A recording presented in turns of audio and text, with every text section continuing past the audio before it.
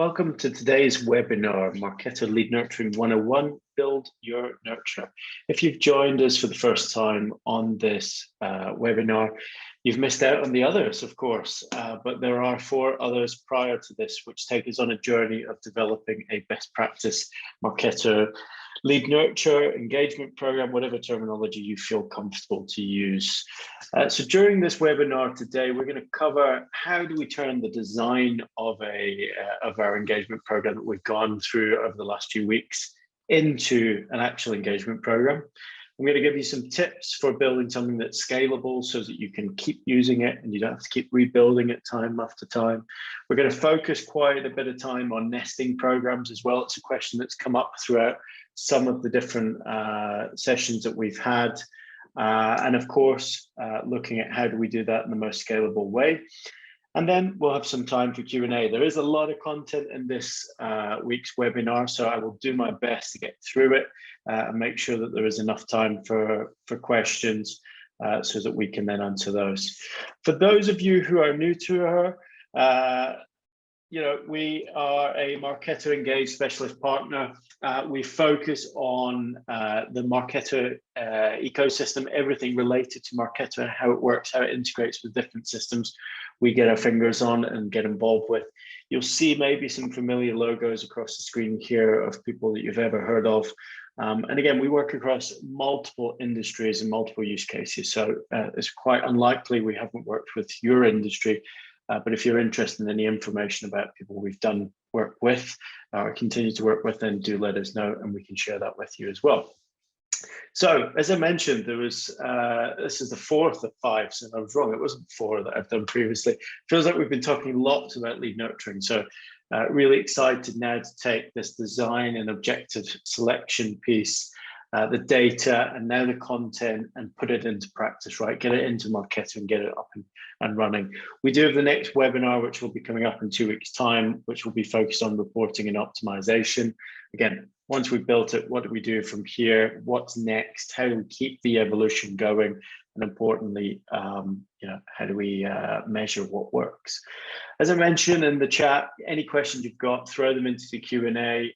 Feel free to add them in now if you've got any that are burning in the back of your mind, or save them to the end and we will get to those as well. So we have talked about revenue models and how revenue models should be the structure that we base our engagement programs upon. And I often talk about this layering of complexity, revenue model being the first level of that complexity. This is what we're trying to achieve. We're trying to follow that path to success from a known person through to a customer one. And then as we move people through the different stages, of course, what can we do with them? How do we interact them? How do we personalize that? So at this point, I'm hoping you guys have got this mapped out. If you haven't seen already, there's a customer journey mapping template, and I refer to it later on. Go and get it, fill in the blanks, get yourself in that model structure, and it will hopefully help clear up some of the data points.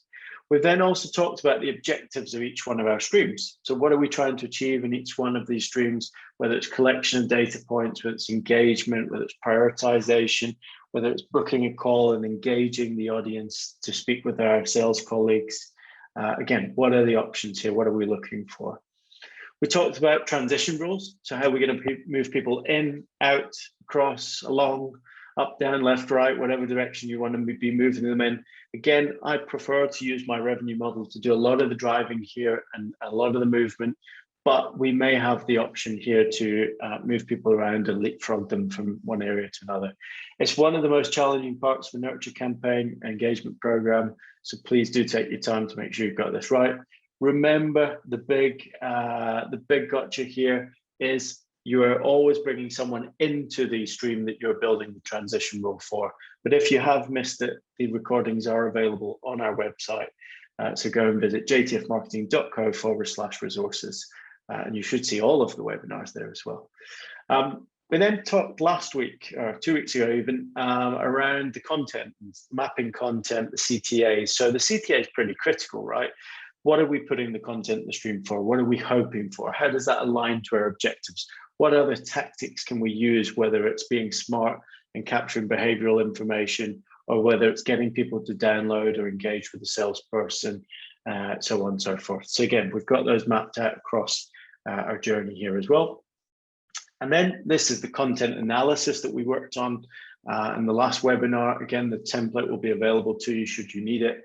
What we're looking for here is to identify not only what is the content, and I've thrown in some examples here so that you can see what content have we got right now, but where are the gaps? What else do we need to build, and what should that say? What should the topic be? And again, this will be an iterative process. Don't expect to build everything overnight. We'll definitely need to keep evolving this as we grow.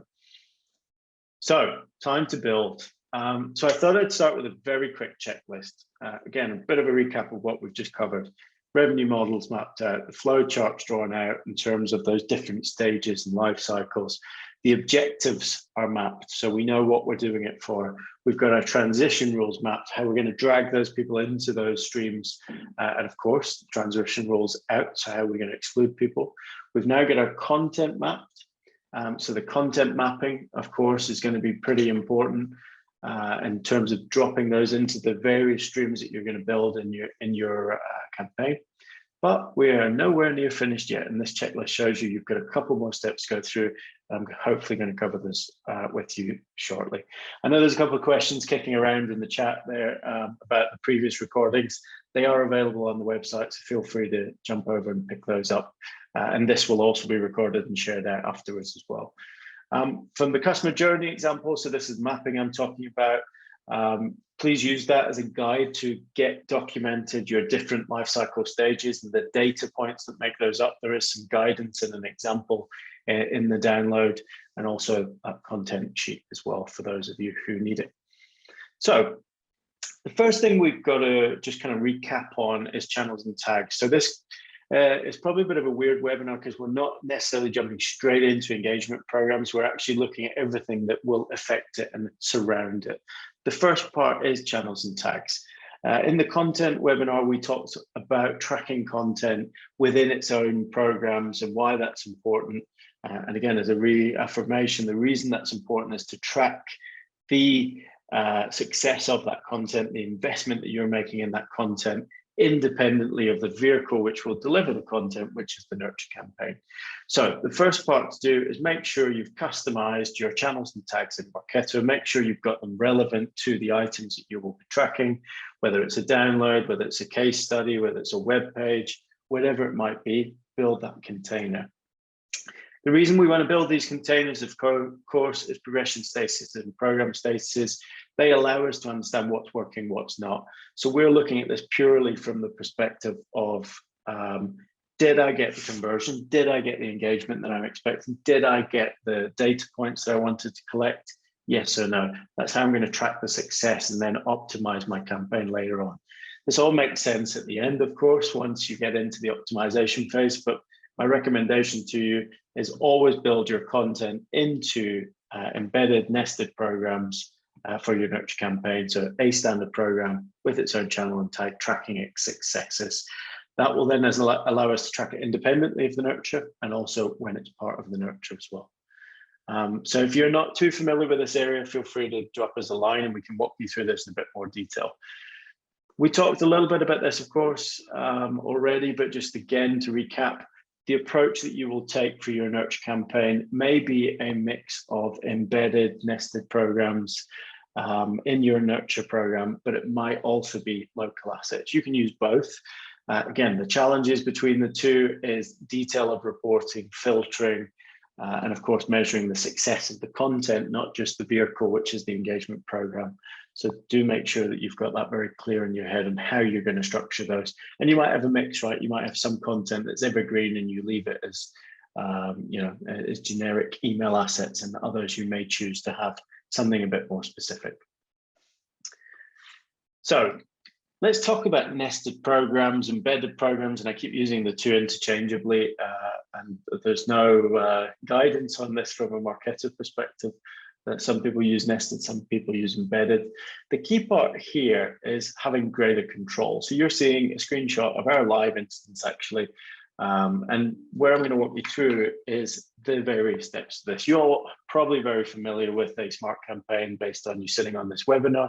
But again, I'm going to teach you to suck eggs just to make sure that we've covered everything and that everybody is getting some value from this.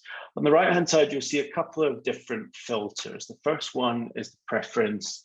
Of course, it's important to build your engagement program surrounding preferences or surrounding industry and making sure that you're double filtering on relevant content.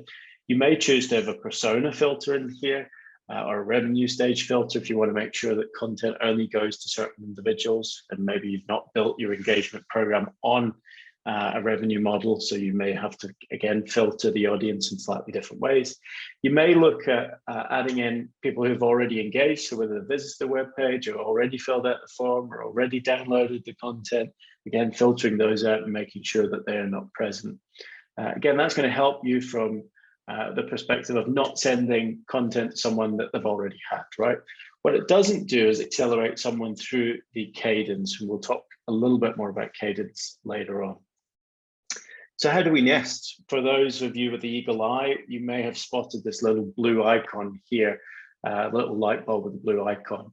That is driven between this filter on the right-hand side, which is member of engagement program. It can be many engagement programs. You've got to list them all. And then once you add it into the engagement stream itself, it will turn blue. Until you add it into the engagement stream, it won't be blue. There's no greater complication than that. But if you have got any questions on this, feel free to throw them into the chat. Key part here, again, is making sure that you're being very specific about the programs and very specific about the streams if you need to be. There will be in some cases where you will use the same content across multiple streams. And if I jump back to our content audit here, you'll see in the first couple of rows, I've got white paper that's going across my known MQL and SAL stage, different CTA, so slightly different. Again, I would be mapping those in here to make sure that I've got those right. Now, what happens when we set up the flow step for this? Again, same as any other smart campaign, you can do whatever you need to within the smart campaign itself. You can add in, send an email flow step, so as it would just with a single email, or in this case where we're A/B testing, a random sample of A and B, or 01A and 01. Again, whatever your naming convention is, however you're going to track it, this will allow you to start to see which email is performing best and which is driving maybe the best conversions, the best open rates, the best data capture, whatever, again, the objective of your stream is going to be. You can, of course, use the traditional A/B testing on the asset itself. For some people, this is easier. For others, it's more difficult, whatever works for you. The key part here is not to overcomplicate this, but you can start adding in some scoring if people have engaged, or any interesting moments that you want to involve if it's a very critical program. My advice, however, is keep it simple. You'll see on the left-hand side here, we've got some numbered programs which take us through the journey. Again, these are doing all the heavy lifting based on activity, based on engagement, updating the progression status, and so on and so forth. So adding it into the actual engagement program, the tough part, right? It's a bit of a fiddly job, and especially since the UI changed, you no longer can drag and drop from the left-hand column into the stream, which is quite irritating. You do have to select this little plus sign. Then you will get the option to choose whether you want to add in a program or an asset, an email asset, and then you've got to add in the program or email name. And then you get this request for the Smart campaign, right? So where I mentioned the little blue light bulb, this is when you will get it dropped into the stream itself. Once you've got that, well, actually, let me just go back a step. So once you've got that in place, it will be deactivated content, right? So you will have to activate it. And we'll come to some of those little tools and a bit later on, and how do you better control content? How do you work around it? One thing here just to touch on is obviously stream cadence. Cadence is really, really tough. It's not very easy to manage. There's no magic sauce to it. There's no magic advice that I can give you that will or won't work for you. Again, think about it from a volume of campaign perspective. Look at it from the life cycle stage perspective. So the colder you are, the less you're probably going to get engaged. The warmer you are, the more likely you will to engage with multiple pieces of content. And of course, this is a baseline of communications. Your engagement program isn't everything that you should be doing towards your audience. It is the baseline, the minimum information that they will receive. So definitely look at the stream cadences in that light, make sure that you're building up the cadence over time. Some people like to start with every 4 weeks. Some people like to start with every 2 weeks, some every 6 months, whatever it might be. The important part is here to manage your content production, because the faster your cadence, the faster you burn through your content. So watch out for that, especially as you're building out those programs. Make sure that you're adding in new content ahead of exhaustion of the streams. So first time inclusion is probably the hardest part, again, about a nurture campaign when it comes to membership. If you've built a revenue model that is aligned to your engagement program, you will still need to move people into these stages manually. So you'll see in this example, I've got a trigger campaign that will maybe add new people in based on their status changing. You may want to run a batch campaign as well. So look at anybody that's currently in the database. If their revenue stage is MQL, for example, then move them into the MQL stream. Again, you'll use a variance of triggers and batch campaigns in order to filter in or out of the engagement program.